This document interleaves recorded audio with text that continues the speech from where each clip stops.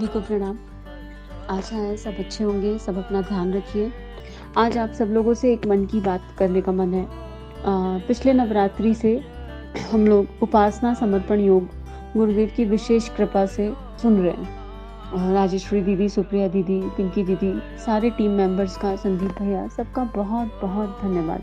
गुरुदेव ने एक बात पे बहुत ज़्यादा एम्फेसाइज किया है अब तक, जो हमने समझा, इंटेंशन, भावना।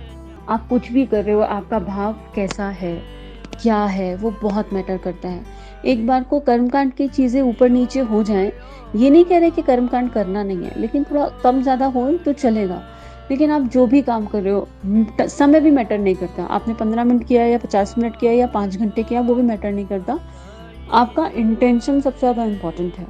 उसके बाद गुरुदेव लगातार बार बार हर तरह से श्रद्धा और विश्वास की बात कर रहे हैं। बहुत ही इम्पोर्टेंट गुरुदेव ने 2 आधार स्तंभ बताए। तो इसके पहले बात को आगे बढ़ाएं। गुरु आवाहन करते हैं, माँ का आवाहन करते हैं। अपने हृदय में अपनी इष्ट की छवि को धारण कीजिए और परम पूज्य गुरुदेव, परम वंदनीय माता जी, शिव जी का ध्यान या आपके इष्ट का ध्यान करते हुए गुरु आवाहन, वंदनीय माता जी का, माँ गायत्री का आवाहन। गुरु ब्रह्मा गुरु विष्णु गुरुदेव महेश्वरा, गुरु साक्षात परम ब्रह्म तस्मै श्री गुरुवे नमः। हमारे YouTube व्यूअर्स का भी, लिसनर्स का भी बहुत बहुत धन्यवाद। आप सब लोगों का साथ है, इसलिए यात्रा इतनी सुंदर चल रही है और इतना आनंद आता है सुनने के लिए जब दीदी बताती है। राजेश्वरी दीदी ने सुनाया, सुप्रिया दीदी अपने भाव से बता रही है, पिंकी दीदी, अनिका दीदी अपने भाव से काव्य लिखती हैं।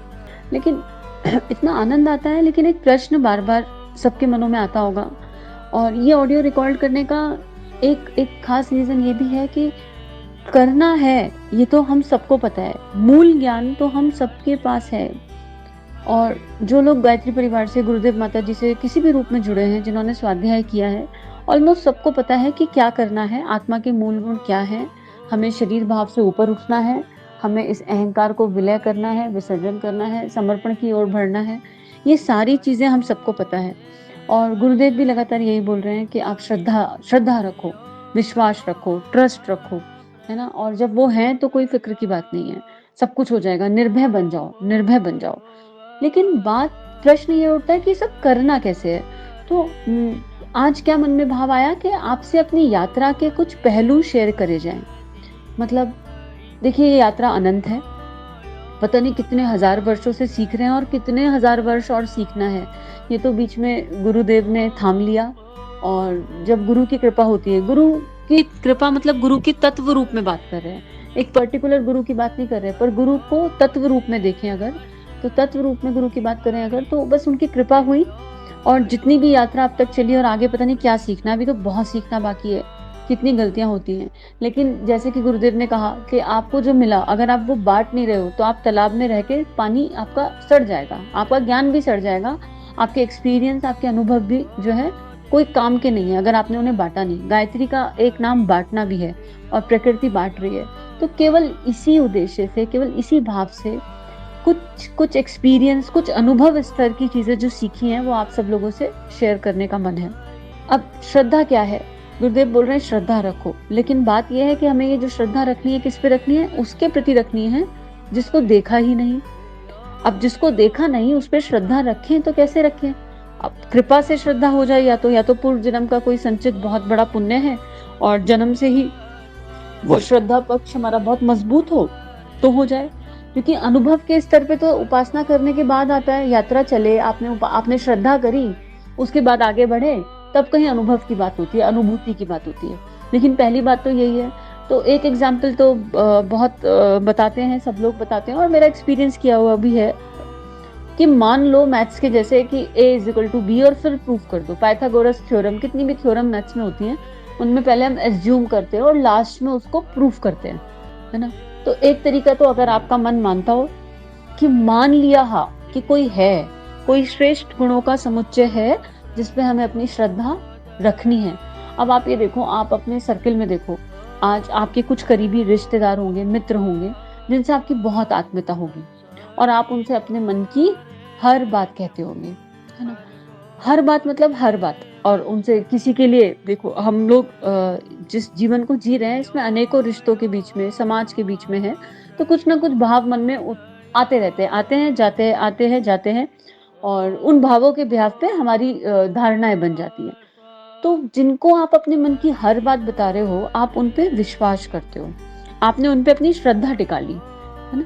लेकिन वही इंसान कभी आपको कभी अवेलेबल ना हो, किसी भी रीजन से, बहुत सारे रीजन हो सकते हैं, फिर या तो आपकी लाइफ में एक गैप आ जाएगा, एक मिसिंग फीलिंग आ जाएगी, या अगर कोई मन मुटाव हो जाए तो आपका मन और आहत हो जाएगा। भाई जिस पे सारी श्रद्धा टिकाई उसी ने आपको चीट कर दिया आपकी नजरों से। चीटिंग होती नहीं है, चीट नाम की कोई चीज एग्जिस्ट नहीं करती इस दुनिया में, श्रद्धा गलत जगह टिका ली थी, है ना?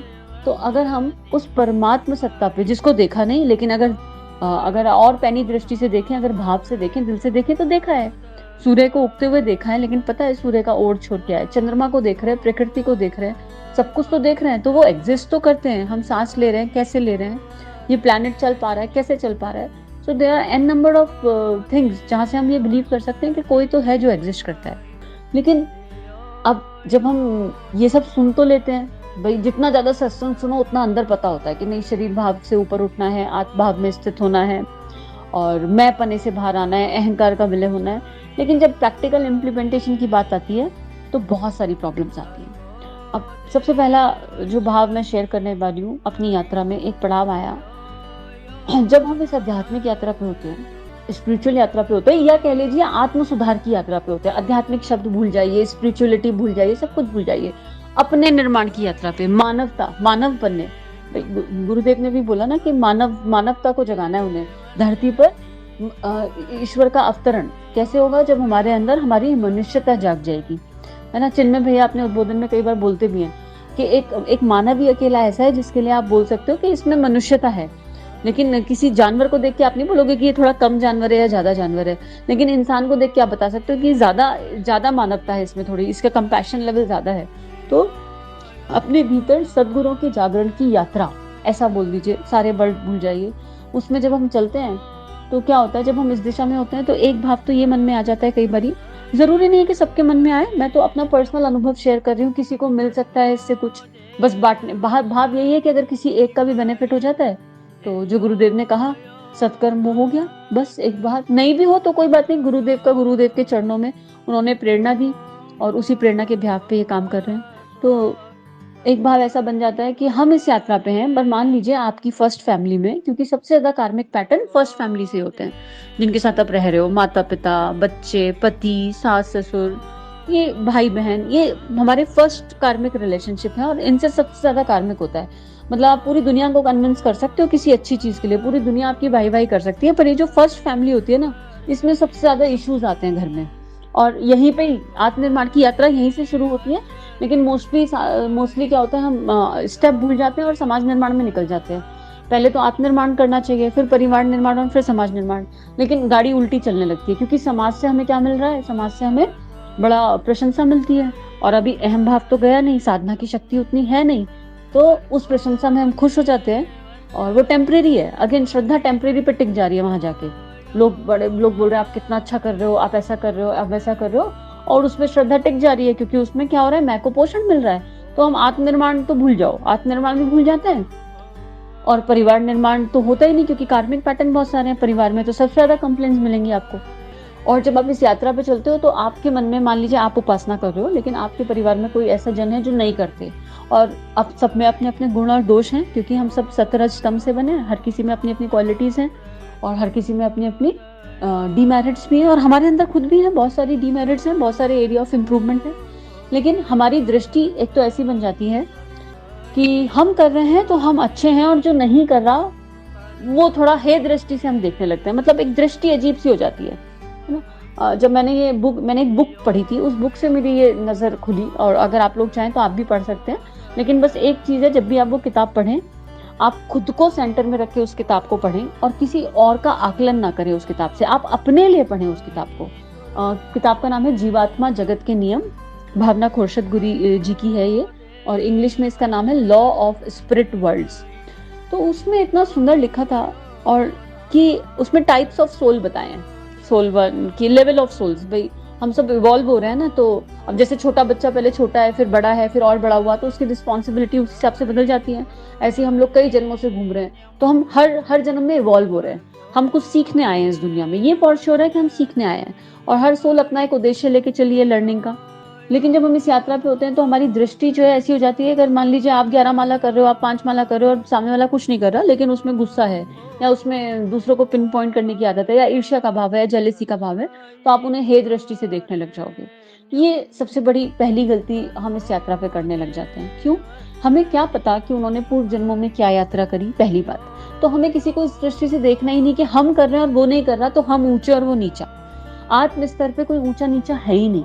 व्हेन यू आर इनटू, जब हम शरीर से ऊपर उठने की बात कर रहे हैं, समर्पण की बात कर रहे हैं, तो वो सब एग्जिस्ट ही नहीं करता। दूसरा एक बात आ जाती है कई बार कि हम चाहते हैं कि अगर हम कर रहे हैं तो सामने वाला भी वही काम करे। हम बाध्य, हम फोर्स करने लगते हैं। लेकिन ये गुरुदेव ने कई जगह लिखा, और आप किसी भी सिद्ध संत को पढ़ोगे, महात्मा को पढ़ोगे, तो ये मिलेगा कि कुछ चीजें ऐसी होती हैं जो बोल के नहीं कराई जा सकती, लेकिन अपने आचरण से कराई जाती हैं। तो आप बोलो मत, आपका व्यवहार, जब आपका आत्मनिर्माण होने लगेगा और आपकी डीमेरिट्स धीरे धीरे वॉशिंग हो रही है ना, क्लीनिंग हो रही है हमारी, तो जब हमारे सद्गुण इस लेवल पे उजागर हो जाएंगे कि हमारे दुर्गुण अपने आप, एक गिलास में अगर गंदा पानी है और उसमें आप साफ पानी डालते चलो, केवल अच्छे पे फोकस करो, डालते जाओ डालते जाओ डालते जाओ, तो एक समय में गंदा पानी अपने आप बह जाएगा। तो यहाँ साफ पानी क्या है? आपकी उपासना की शक्ति, आपकी जप की शक्ति, आपकी ध्यान की शक्ति, वो आपका साफ पानी है ना। श्रद्धा टिका के हमें यही करना है, और अलर्टनेस, हर समय अलर्ट, अवेयर। मेरा कौन सा भाव ऐसा आया जो अनुचित था, जो नहीं आना चाहिए था अपने लिए या किसी के लिए भी। जब आप ये सब प्रैक्टिसेस करोगे तो आपके अंदर एक चेंज आने लगेगा। उस चेंज को आपके आसपास वाले एक्सेप्ट नहीं कर पाएंगे जल्दी से, क्योंकि एक उन लोगों की तरफ से भी क्या होता है, जो आपके आसपास की सराउंडिंग होती है, जब आप ये यात्रा शुरू करते हो आत्मनिर्माण की, आत्म सुधार की, तो लोगों को लगता है कि आप स्पिरिचुअल हो गए। और जब लोगों को लगता है कि आप स्पिरिचुअल हो गए, तो वो आपसे परफेक्शन एक्सपेक्ट करना शुरू कर देते हैं। और जब वो आपसे परफेक्शन एक्सपेक्ट करते हैं, तो क्योंकि यात्रा चल रही है, अनंत यात्रा है, बहुत सीखना है, और पता नहीं कब से सीख रहे हैं और कितना और चलना है, तो परफेक्शन तो अभी किसी में भी नहीं है, और कमियां बहुत सारी हैं। और क्योंकि वो परफेक्शन एक्सपेक्ट करते हैं, तो कोई एक सिचुएशन है जिसमें आपने कुछ ऐसा किया जो आपको नहीं करना चाहिए था, तो फिर आप जो है सूली पे लटक जाते हो उनकी नजरों में, तो आप और बुरे हो गए। फिर आपको इस तरह की बातें सुनने को मिलेंगी कई बार, क्या फायदा तुम्हारे इन सब चीजों को करने का, क्यों कर रहे हो ये सब। और ये आहत कर देती है हमारे मन को, हमें डिमोरलाइज कर देती है। लेकिन अब फिर समझिए, आहत कौन हुआ? मेरा अहंकार। आहत कौन हुआ? शरीर भाव। मेरे पति ने, मेरे बच्चे ने, मेरी सास ने, मेरे ससुर ने, मेरे XYZ रिलेशनशिप ने, भाई ने, बहन ने, माँ ने ऐसा क्यों कह दिया, है ना। अब यहाँ क्योंकि आप साधना कर रहे हो, तो आपको ये बात समझनी है क्या, कि इम्प्रूवमेंट मेरे अंदर लाना है, मेरे आत्म सुधार के लिए सामने वाले ने ये शब्द बोले। तो सबसे पहले तो किसी को भी इस दृष्टि से देखना बंद करना होगा इस यात्रा पे, कि वो ऊपर है और हम नीचे हैं, और हम ऊपर और वो नीचे। सब कुछ सेम है, कोई ऊपर नीचे नहीं है। और मे बी जो आपके घर में आपके कार्मिक पैटर्न है, वो आपसे भी बेहतर हो। जब आप बारीकी से ऑब्जर्व करोगे तो आपको समझ में आएगा, जब ऑब्जर्वेशन और अलर्ट पॉजिटिव दिशा में जाएगा, जब हम किसी की अच्छाई देखने शुरू कर देते हैं, तो हमें आपको समझ में आएगा कि उनमें बहुत सारी क्वालिटीज हैं जो लोग आपको आहत कर रहे हैं इनडायरेक्टली, आपकी फर्स्ट फैमिली, सेकंड फैमिली, जिनसे भी आपका मन मुटाव किसी भी वजह से हो रहा है, कि वो आपसे बहुत अच्छे और हाई बेटर स्टेट पे है, लेकिन वो आप लोगों को ऊपर उठाने आए, हम सबको ऊपर उठाने आए। अब मान लीजिए अगर मेरे आसपास चैलेंजेस ही नहीं होंगे तो मेरा आत्मनिर्माण होगा कैसे? फिर भगवान हमें हिमालय पे ही जन्म दे देते। मुझे पर्सनली ऐसा लगता है कि अगर उन्होंने गृहस्थी दी, घर दिया, सब कुछ दिया, तो हमें ये यात्रा करनी है गृहस्थ में रह के। गृहस्थ आश्रम एक तपोवन, तो हमें यात्रा करनी है और इसी में रह के सीखना है, तपना है, सीखना है, बिना किसी का दिल दुखाए, पूरे दिल से, पूरे भाव से, पूरे मन से। तो एक तो ये हो गया कि आप ये मान लीजिए कि आपके आसपास वाले सब उस परम सत्ता के भेजे हुए एंजल्स हैं आपके जीवन में, उनके भेजे हुए एंजल्स हैं, जिन्हें खुद आपने जन्म लेते हुए चूज किया। जब आप वो बुक पढ़ोगे तो आपको समझ में आएगा। और अब वो जो भी कह रहे हैं, जो भी कर रहे हैं, वो आपको ऊपर उठाने के लिए, आपके आत्म सुधार के लिए कर रहे हैं। तो उनकी बातों पे रिएक्ट नहीं करना है, रिएक्शन से बचिए। ये नहीं कह रहे कि आप अन्याय सहो, अन्याय सहने की बात यहाँ नहीं हो रही है, लेकिन ये कर्म की गति बहुत गहन है। अब पता नहीं ना कि कार्मिक पैटर्न है या नहीं। देखो, एक होता है कायरता, आपका 1 टू 1 कोई रिलेशनशिप है, तो अभी मुझे जो छोटी-छोटी समझ में आया कि मोस्टली ऐसा होता है कि जब 1 टू 1 कोई रिलेशनशिप होता है ना, तो उसमें तो कार्मिक पैटर्न है। पर आप मान लो किसी क्राउड में खड़े हो और किसी स्त्री के साथ, किसी के साथ कुछ अत्याचार हो रहा है, अनाचार हो रहा है, दुराचार हो रहा है और आप चुप बैठ जाओ, वो कायरता है। लेकिन अगर आपके घर में ही 1 टू 1 कहीं कुछ हो रहा है, तो मोस्ट ऑफ द टाइम आपका कार्मिक ही होता है और उस सोल को आपसे प्रेम चाहिए होता है। वो आपसे सद्भावना की उम्मीद कर रही होती है। लेकिन हम रिएक्ट कर जाते हैं और फिर गड़बड़ हो जाती है। और फिर हम क्या करते हैं, फिर हमारा श्रद्धा जिसको लेके हम चले, इनिशियली उपासना समर्पण योग की बात कर रहे हैं, हमारा वो श्रद्धा पक्ष डगमगा जाता है। अभी तो हमने बात की कि अपने अपने इष्ट पे श्रद्धा टिका दो, है ना, वो आपका सब संभाल लेंगे। तो ऐसी परिस्थितियों में जब आप डाउन फील कर रहे हैं, उस समय श्रद्धा बहुत काम आती है, क्योंकि प्रैक्टिस लगेगी ना। अब आपने कुछ बहुत अच्छा बनाया और आप को 4 बात सुनने को मिल गई घर में ही, और आपने तो बड़े दिल से काम किया। अब आपका मन दुखी हो गया। अब इस दुखी मन को, एक तरीका है, इस दुखी मन को या तो टेम्परेरी 4 बातें पलट के सुना दीजिए और चीजें ठीक हो जाएंगी शॉर्ट टर्म। एक है कि आप पूरे प्रेम से, दिल से, अंतर मन से अपने प्रभु से को समर्पित कर दीजिए और बस अपने इष्ट का स्मरण करना शुरू कर दीजिए उस टाइम पे। और उस सोल के लिए जिसने इंटेंशनली नहीं किया, वो तो आई, आपको दृष्टि बदल गई ना आपकी। अब जब दृष्टि बदलती है तो सृष्टि बदल जाती है। उस सोल को ग्रैटिट्यूड की फीलिंग से देखिए, उस इंसान को रिश्तों में बन के मत देखिए। अब ये मत देखिए कि आपके बच्चे ने बोला, आपके पति ने बोला, आपके इस रिश्ते ने बोला, नहीं। आप शरीर भाव से ऊपर उठ के सोल लेवल पे देखिए, अच्छा, और थैंक यू बोलिए उस सोल को, थैंक यू सो मच कि तुमने मुझे इस भाव से ऊपर उठाया, तुमने मुझे हर्ट से, इस इमोशन से ऊपर उठाया। और उसको सॉरी बोलिए कि सॉरी, मैंने भी तुम्हारे साथ ये कर्म किया होगा। जब भी आपके साथ कहीं कुछ अनुचित हो रहा है, तो आप ये इमेजिन करो कि अगर कर्म की गति है तो आप भी तो कुछ ना कुछ कर कर आए ना किसी जन्म में, तभी तो हमें ये रिजल्ट में मिल रहा है फल। और अगर हम आज से, इस पल से अपने हर कर्म को उस प्रभु को समर्पित करके करने का प्रयास करें, मुश्किल कुछ नहीं है। इनिशियली प्रैक्टिस लगती है, तो ऐसा नहीं कि बहुत मुश्किल है, लेकिन इनिशियली प्रैक्टिस लगती है और बार बार गिरते भी है। लेकिन आपने प्रयास किया, 10 बार प्रयास किया, शुरू में आप 2 बार सक्सेस हो, फिर 5 बार सक्सेस हो, कभी तो ऐसा भी आएगा ना जब आप 10 में से 8 बार सक्सेस हो जाओगे, 9 बार सक्सेस हो जाओगे, तो आपका कॉन्फिडेंस बूस्ट हो जाएगा। तो हर समय ट्राई करना। तो एक लर्निंग तो मुझे अपनी लाइफ में ये मिली कि सब समय है ना, और किसी को भी इस भाव से नहीं देखना कि हम कर रहे हैं और वो नहीं कर रहा। हमें उसकी यात्रा, हमें किसी की यात्रा को देखना ही नहीं, हमें केवल अपने आत्मनिर्माण पे फोकस करना है और बाकी सब अपने आप हो जाएगा। दूसरी मेरी लाइफ में जो मैंने लर्निंग सीखी वो है कृतज्ञता का भाव, ग्रैटिट्यूड। और ग्रैटिट्यूड सबसे ज्यादा जरूरी कहाँ है? देखो, जो आपके लिए कुछ कर रहा है उसके लिए तो आप ऑटोमेटिकली थैंक बोलते ही हो, है ना। लेकिन जो लोग इस यात्रा में आपको उल्हाना दे रहे हैं, जिनसे आपको ऐसा लगता है कि बस ये मेरे पक्के दुश्मन है, ये शब्द गलत है, हालांकि यूज नहीं होना चाहिए, ये डिक्शनरी से ही हट जाना चाहिए हम लोगों की।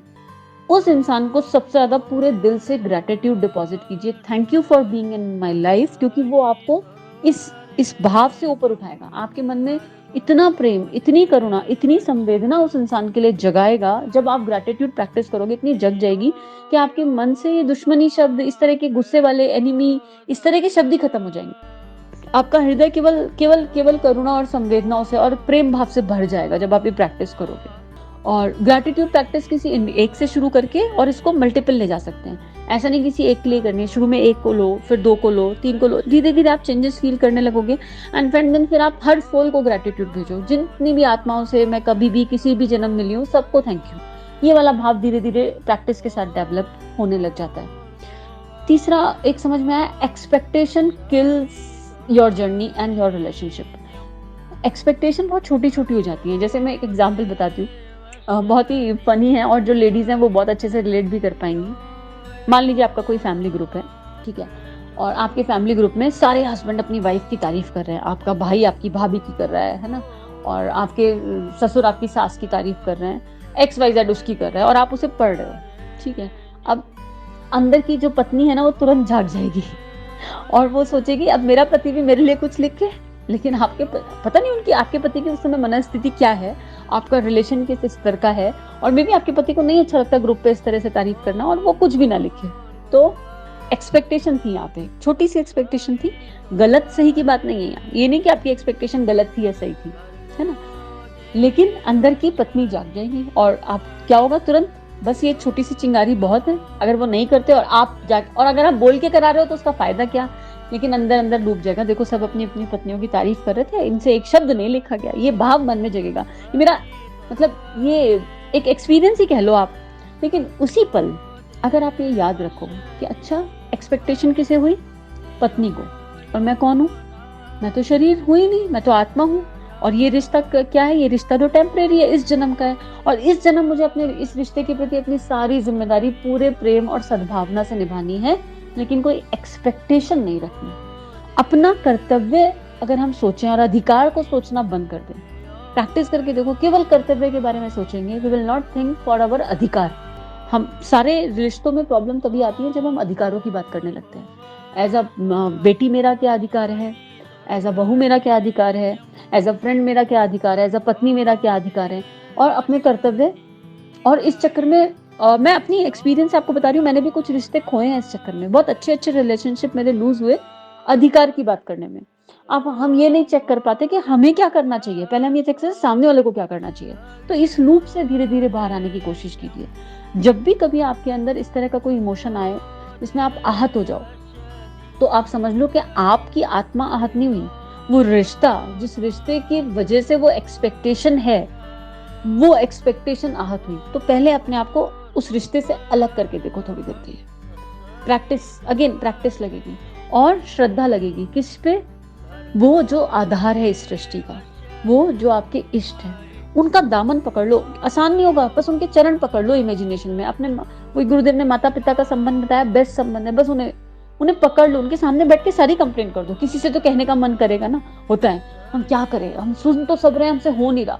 बैठ जाओ उसी समय जाके अपने इष्ट के, वही आपकी सच्ची उपासना है। मत करो कोई मंत्र जप उस टाइम, अपने इष्ट के पास जाके बैठ जाओ। अंदर अगर आपको लगता है आपके हृदय में उनकी मूर्ति विराजित है, तो आपको बाहर से कुछ नहीं चाहिए, कोई दिया बाती नहीं चाहिए। आंख बंद करके उनके साथ बैठ जाओ और उनसे अपने मन की सारी बात कर दो। गुस्सा करना है ना तो उन्हीं को कर लो, आप ऐसा क्यों करते हो, आप वैसा क्यों करते हो, सब कुछ कह के देखो। थोड़ी सी प्रैक्टिस और फिर इसके रिजल्ट्स आप देखना। उसके बाद एक और, ये आज के लिए लास्ट है, फिर धीरे धीरे फिर कभी अगर ये ऑडियो आप लोगों को अच्छा लगा, आपको लगा कि हाँ इससे कुछ बेनिफिट हो रहा है और जो गुरुदेव बोल रहे हैं उसे कैसे करना है उसका रास्ता खुल रहा है, तो फिर और भी ऑडियो शेयर करेंगे। पर लास्ट पॉइंट है फॉरगिवनेस, क्षमा। अब क्षमा क्या है, इसका अगर हम जड़ समझ जाए ना, क्षमा बहुत ही इंपॉर्टेंट भाव है, लेकिन क्या मैं वाकई क्षमा कर पा रही हूँ, ये बहुत इंपॉर्टेंट है चेक करना। क्योंकि क्षमा अल्टीमेटली क्या है? प्रेम का विस्तार। एक्चुअली फॉरगिवनेस एग्जिस्ट ही नहीं करती। जब तक आप किसी को फॉरगिव कर रहे हो तब तक आपका अहम भाव है, मतलब मैं बचा हुआ है ना, मैं ही तो किसी को क्षमा करूंगी ना। जब तक आपको ये लग रहा है अरे मैंने माफ कर दिया, अगर आप इस भाव से माफ कर रहे हो, अरे मैंने माफ कर दिया, तो आप एक बार माफ करो, 2 बार माफ करो, जिसकी जितनी कैपेसिटी है। कोई 20 बार कर देगा, कोई 30 बार कर देगा, कोई 40, कोई 100, कोई 200, अपनी अपनी कैपेसिटी से।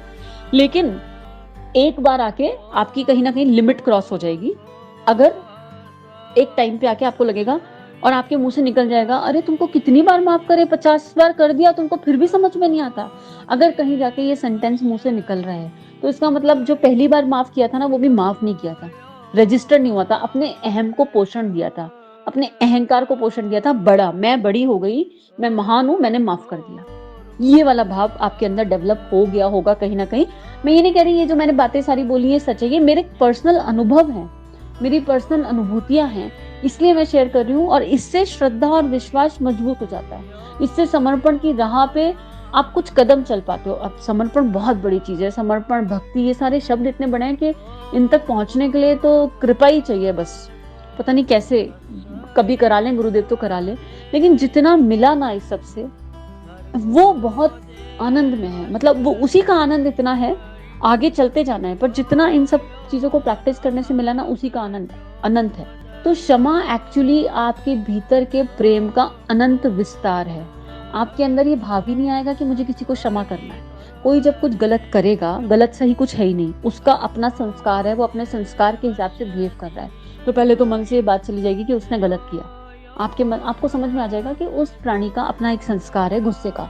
आपके मन में करुणा और प्रेम जगेगा और ऑटोमेटिक उनके लिए प्रार्थनाएं होने लगेंगी।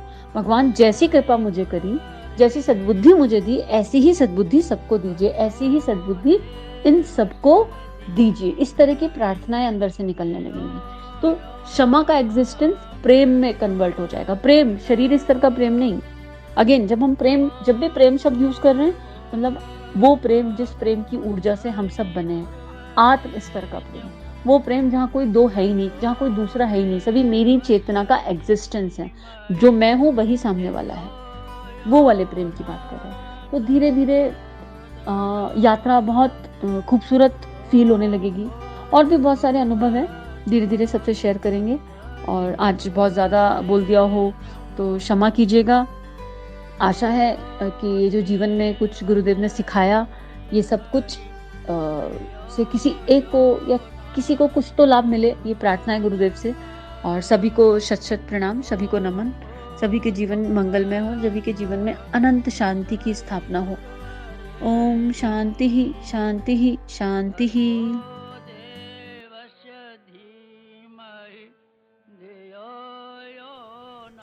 हमारे YouTube चैनल को सब्सक्राइब कीजिए और बेल आइकन पर क्लिक कीजिए ताकि आने वाली सभी वीडियो की नोटिफिकेशन आपको मिलती रहे। आप सभी को बहुत बहुत थैंक यू।